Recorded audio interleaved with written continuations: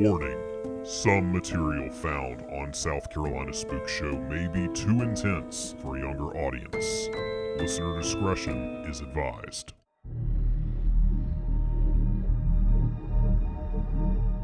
We truly have it all regarding the unexplained here in South Carolina. The best ghost stories, tons of haunted hotels, plenty of creepy cryptids, and so much more. One thing that we can add to that list is haunted roads. In this episode, we're heading to Onyx Lane, a place shrouded in mystery and spine-tingling tales.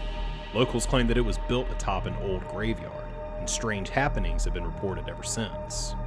From eerie apparitions to unexplained phenomena, Onyx Lane has left many wondering if the past is truly buried. My name is Blake Mosley, and you're listening to South Carolina Spookshow.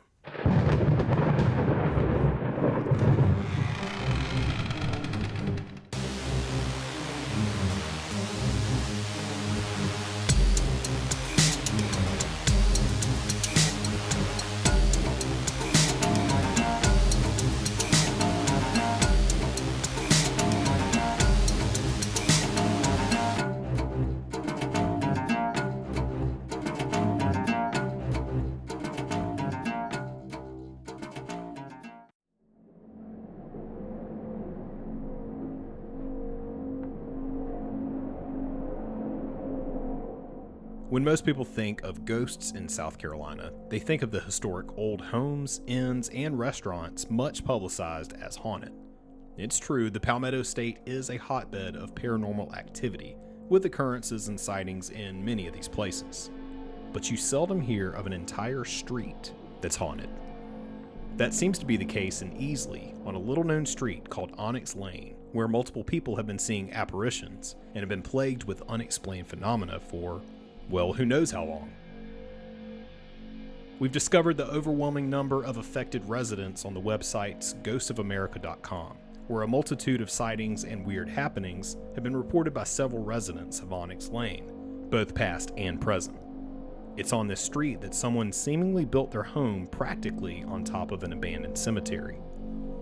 Years later, as sightings and occurrences became more and more frequent, the residents discovered some covered tombstones from the graveyard. The tombstones were just under the road, the same road that the highway department recently paved. The reports coming from Onyx Lane entail almost nightly hauntings at around 4 a.m., when strange noises occur both inside and outside the homes.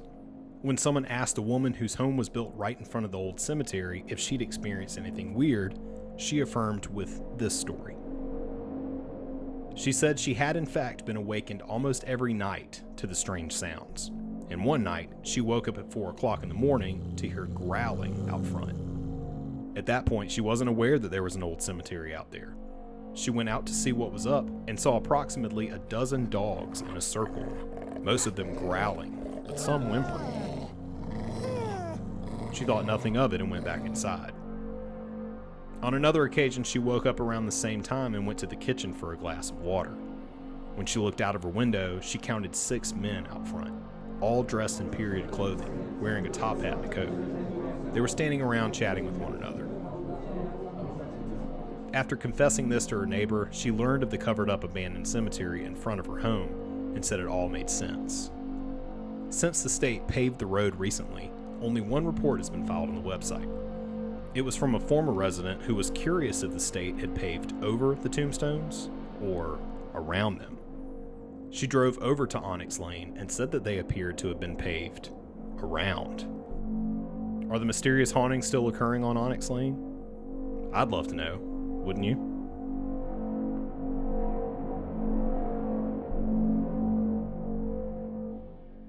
Coming up on South Carolina Spook Show, a married couple decides to cut all ties with society and move to a secluded island where they lived for 30 years. The Legend of the Goat Man is up next. And later, I was given a book for Christmas about UFO sightings around South Carolina. If there's one thing that I've learned since reading it, it's that there's something very odd happening in Murrells Inlet. More South Carolina Spook Show after this break. Ghosts, aliens, cryptids. These are a few of my favorite things. And since you're listening to this show, I'm willing to bet that you love them too. But if your interest in the paranormal extends beyond this state, then Paranormality Magazine is right up your alley. Paranormality Magazine has tons of stories uploaded daily that cover a range of topics from tier lists to your favorite horror movies, in-depth analysis into supernatural experiences, and much, much more. And if you find yourself wanting to get involved with this incredible community, you can submit your own story detailing your experiences. I've been hooked on reading these articles, and I truly think that if you enjoyed this podcast, you're going to love Paranormality Magazine. And that's why I became an affiliate, and now you can sign up using the coupon code SPOOKSHOW along with anything that you purchase from the site. Visit paranormalitymag.com/spookshow today to kickstart your new paranormal obsession. That's paranormality.com/spookshow. Everybody knows John Wayne Gacy, Ted Bundy, Jeffrey Dahmer. But what about the other guys? The lesser known, that are just as evil. Come along and explore them and learn some hard lessons with me, Brett, and my co-host and beautiful wife, Deanna. Each week, we will be exploring the dark minds of these people, also paranormal, conspiracy theory, and some cryptids. We hope you have as much fun with this as we do.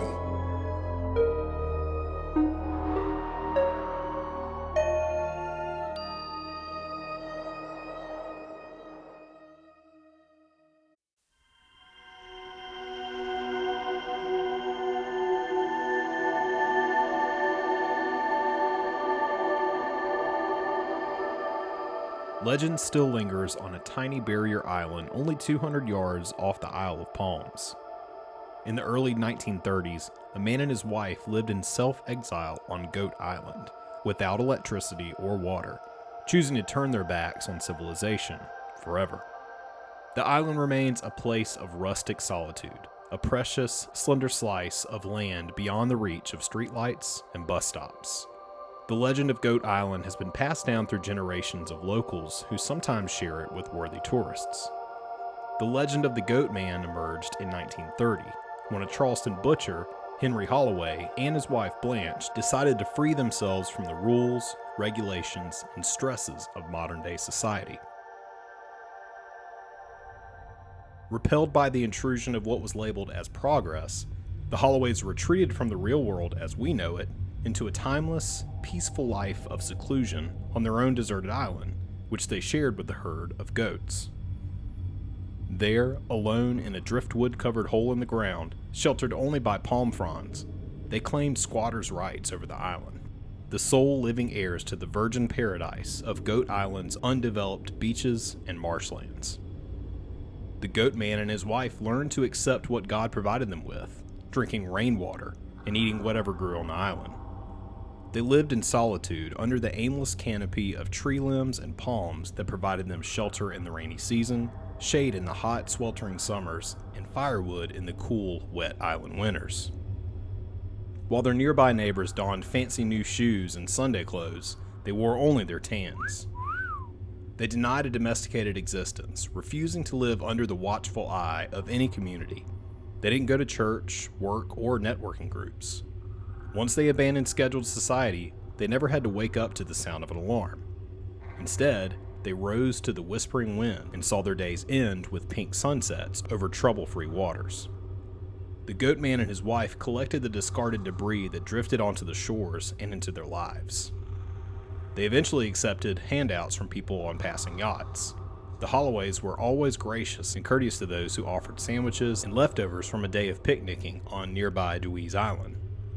During the Goat Man's 32 years of self-imposed exile, people in nearby communities who didn't have to scavenge for their food knew the holidays were out there across the waterway. But, for the most part, they denied the possibility that the Holloways' simple, nomadic lifestyle might have been perfectly sane. The famous Charleston rumor mill spread the seeds that the Goat Man and his wife were out of their minds and out of touch with civilization. Over the years, the legend of the secretive goat man and his wife have been told right around bedtime at dusk, so that children and adults who are a little scared to explore unique possibilities during the day can dream of the unbelievable at night.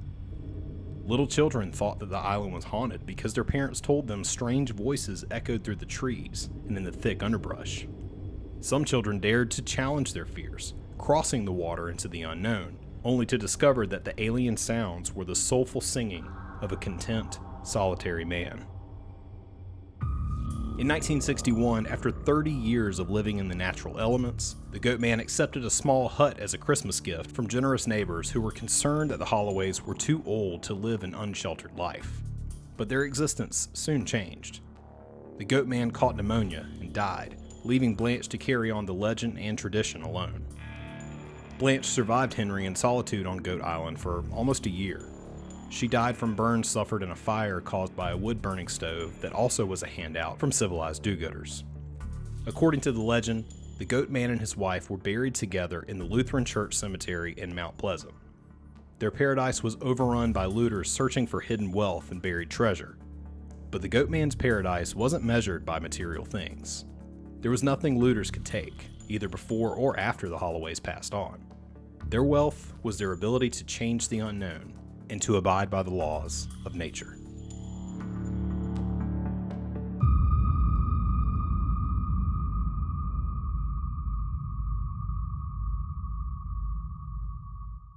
Coming up on South Carolina Spookshow. I was given a book for Christmas about UFO sightings around South Carolina. If there's one thing that I've learned since reading it, it's that there's something very odd happening in Murrells Inlet. More South Carolina Spookshow is up next.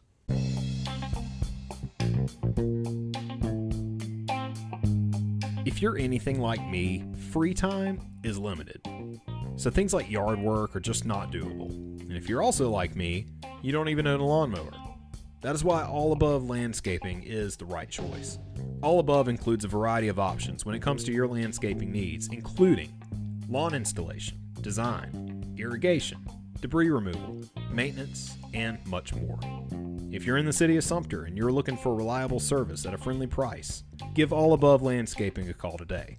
It's 803-464-7414. Mention that you heard this ad on this podcast and you'll get a special discount on your first service.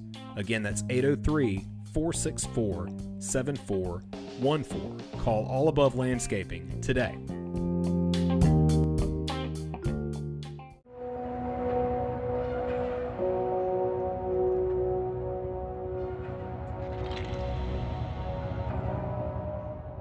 The land that is now Murrells Inlet has a record of settlements that go back thousands of years before written history. Its early history is evident by the shell mounds and archaeological findings. The pages of Murrells Inlet's history are graced with the footprints of American Indian tribes, 16th century Spanish explorers, and English colonists in the 17th century. Murrells Inlet is one of the oldest coastal communities in South Carolina. It was settled in 1731 by English colonist John Murrell. In the 1730s, the first planters arrived and began building settlements.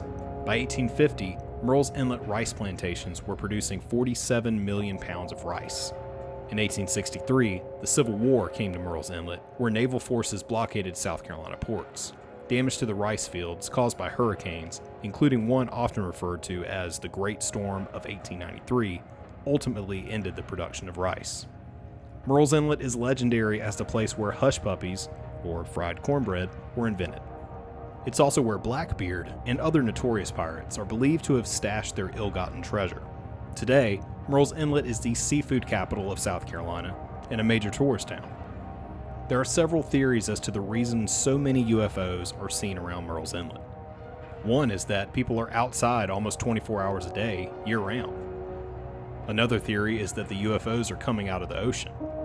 There are some UFO hunters that believe that UFO bases are located on the ocean floor. July 30th, 1978, 11:50 p.m. The witness was with his grandfather, who was a big believer in UFOs.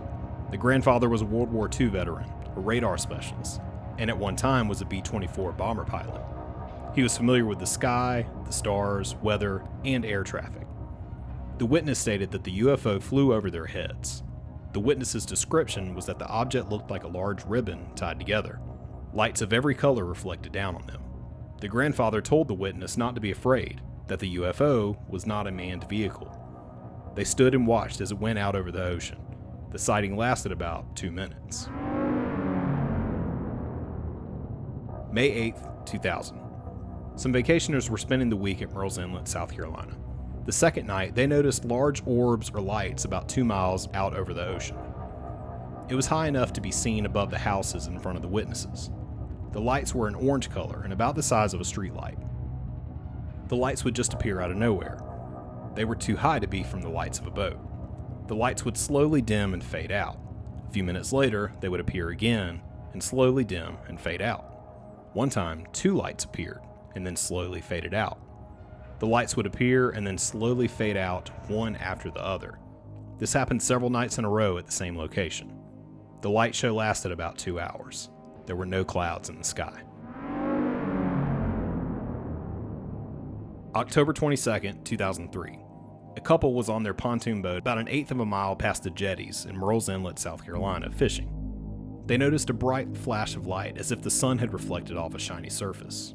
When they looked up, they saw the sun reflecting off a large circular object. They estimated it to be about 100 feet across and looked like polished stainless steel or aluminum.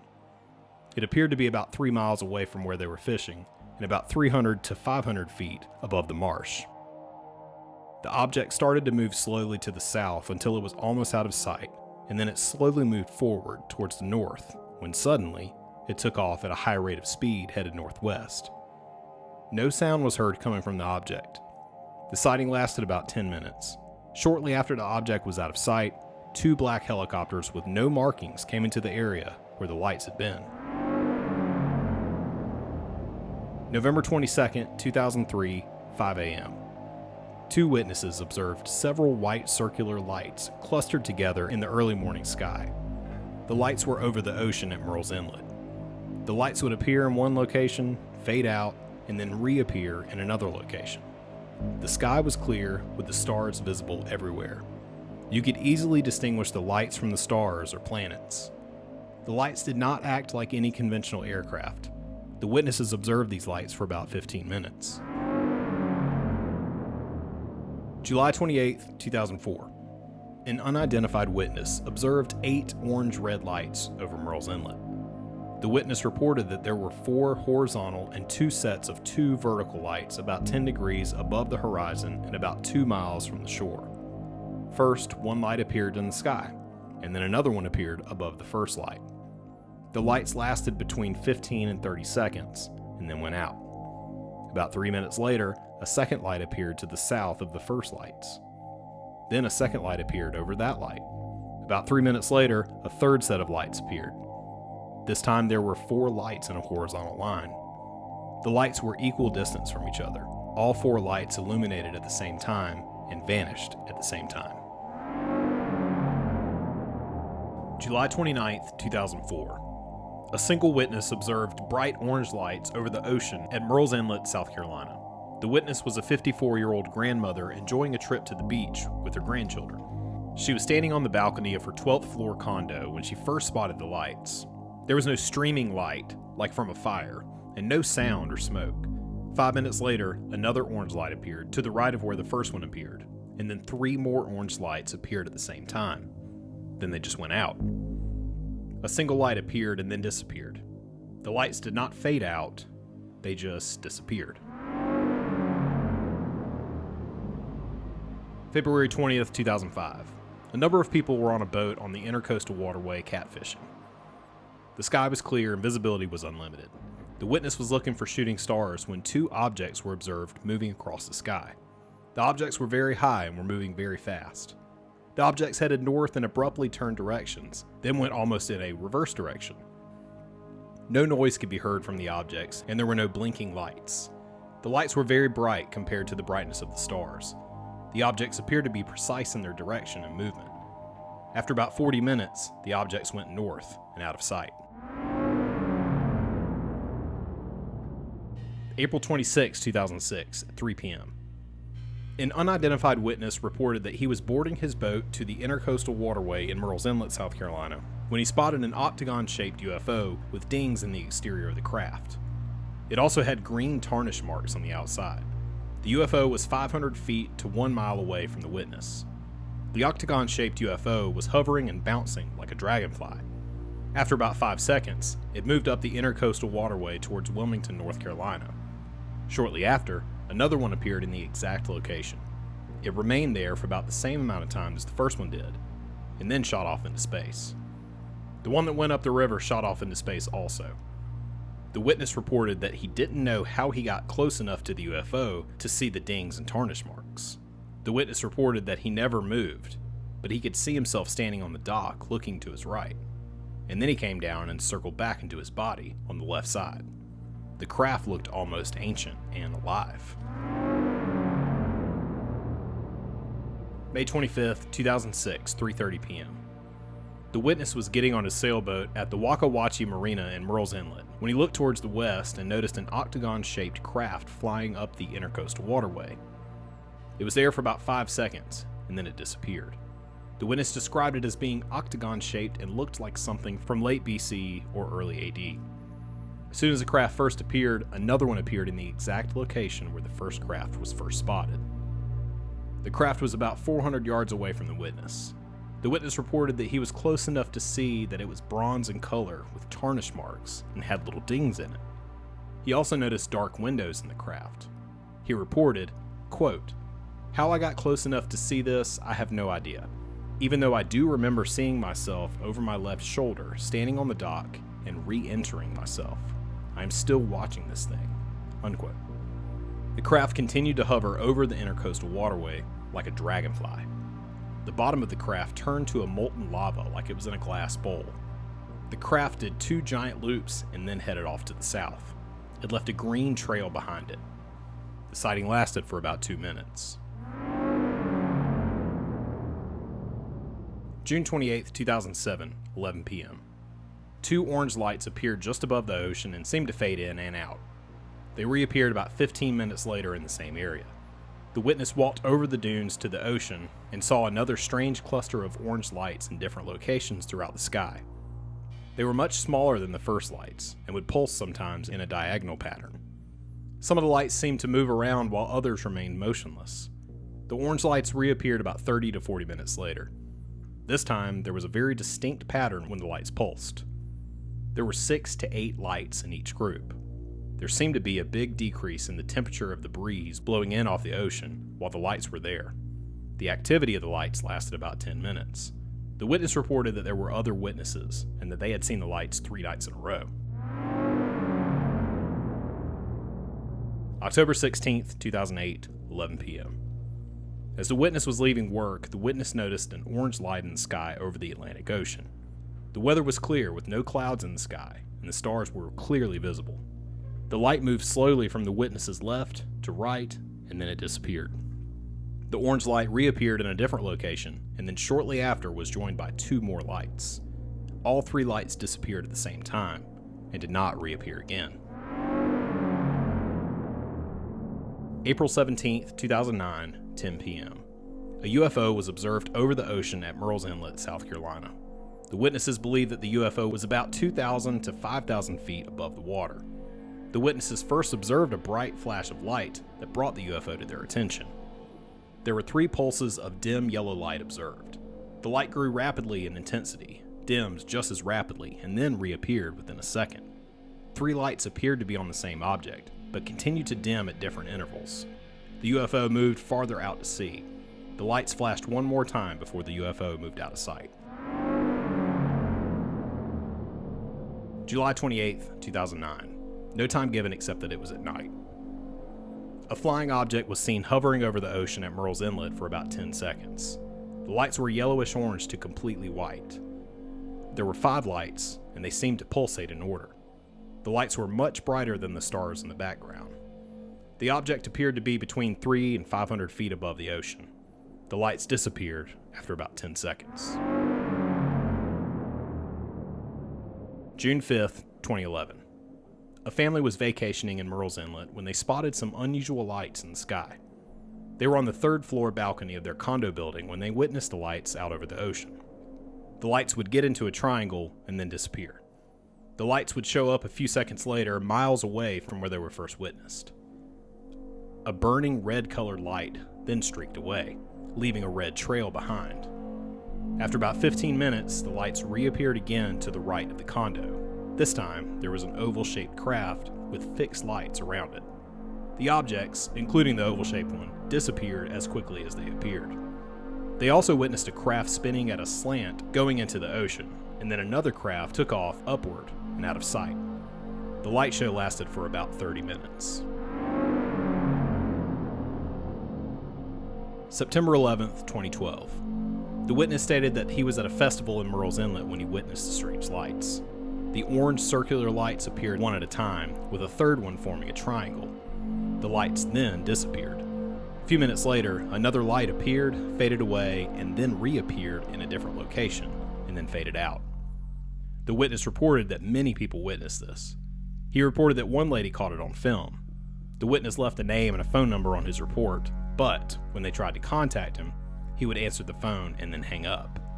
He never returned any of the phone calls. September 12th, 2012, at 10 p.m.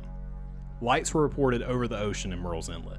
The witness was sitting on the porch when what was believed to be a shooting star was observed.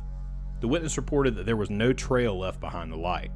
About 15 minutes later, in the same direction, the witness observed two lights hovering in the sky. Then a third one appeared, and then a fourth one. The first lights faded out of sight, and then the other lights faded and were gone. The lights did not reappear. September 12th, 2012, 10:15 p.m. 3 people witnessed strange lights in the sky over Murrells Inlet. The lights appeared twice for a period of about 20 seconds during a 20-minute period. This is the description given by the witness. 3 lights appeared in the night sky, and then V-shaped lights pointing towards the lights. The lights started going out one at a time. When all the lights had gone out, the V-shaped lights, still pointing in the same direction, started moving in a north to south direction. The V-shaped moved out of sight. September 13th, 2012, 6:49 p.m. The weather was fantastic in Murrells Inlet, South Carolina, so some friends were enjoying their boat in the creek. The friends saw some lights standing vertically and moving to their left about 1/2 mile away. The lights were bright, glowing yellow-orange, and then all of a sudden, the lights went out completely. The lights returned over Garden City, South Carolina, in front of the Gulfstream Cafe. Now there were 2 lights very close together. Then one light went out. Then the other light flickered out. The lights reappeared at a different location and then moved rapidly back to the original location. 8 to 10 lights then came on and formed a circle. The lights rotated several times, and then they got smaller, formed a straight line, and vanished.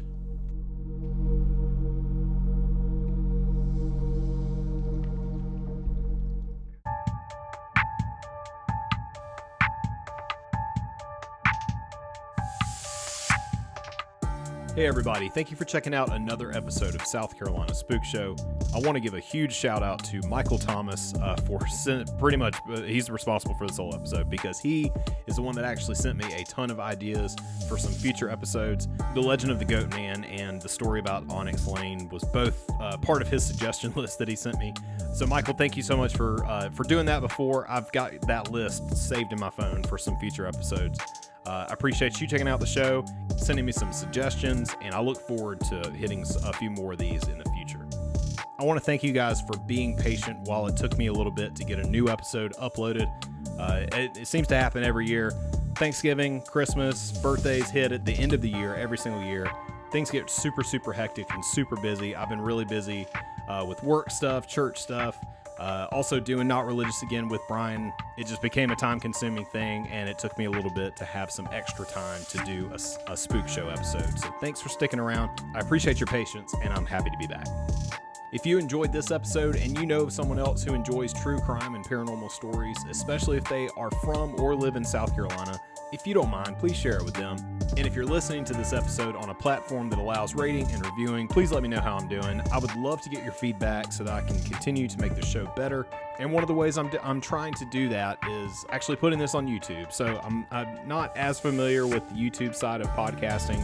I've kind of dabbled with it with Not Religious, but I would love to put this out there on YouTube as well, because I know a lot of people prefer to listen to podcasts on YouTube to have some kind of visual go along with it. So I'm working on that. I may be able to do it for this episode. It may have to be another one later on down the line, but just keep an eye out for that. You can follow the show on YouTube. It's you just look up South Carolina Spook Show, give me a follow. Also, if you don't mind checking out on all the other social media stuff, it's Facebook, Instagram, TikTok, as long as we have TikTok, and Threads, it's at South Carolina Spook Show.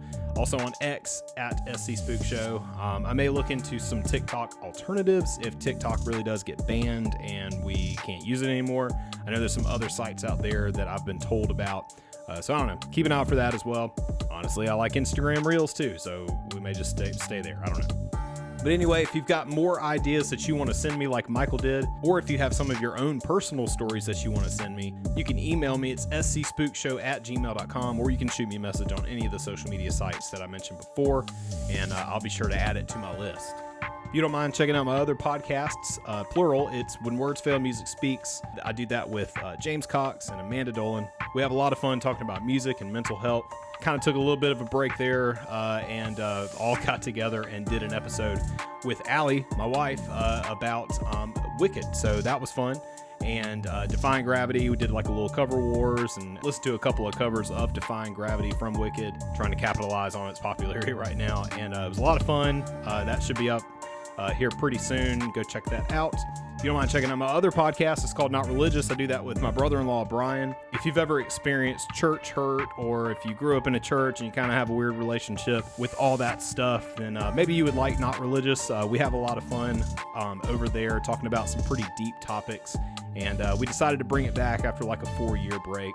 And it's been a lot of fun. I'm looking forward to making that a lot better as well. That is on YouTube. We decided to really put in a bunch of effort into making YouTube videos of our episodes, just because we do a lot of things where we react to music videos or just funny videos on the internet, pretty ridiculous stuff, and we have a lot of fun.